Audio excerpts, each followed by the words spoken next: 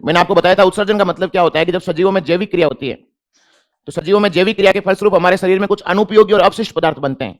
इन अनुपयोगी और अपशिष्ट पदार्थों को शरीर से बाहर निकालने की जो प्रक्रिया है, जो प्रोसेस है, जो विधि है, उस विधि को क्या कहा जाता है? उत्सर्जन।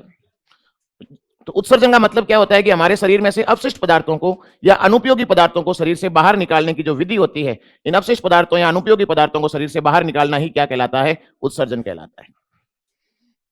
तो उत्सर्जन की परिभाषा क्या होगी?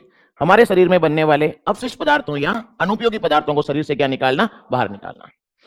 फिर मैंने बताया था कि उत्सर्जन के आधार पर प्राणी 3 प्रकार के होते हैं, क्योंकि उत्सर्जी पदार्थ 3 होते हैं। सबसे विषैला जो उत्सर्जी पदार्थ होता है उसका नाम क्या होता है? NH3 या कौन सा होता है? अमोनिया। सबसे विषैला जो उत्सर्जी पदार्थ होता है उसका नाम क्या होता है? अमोनिया।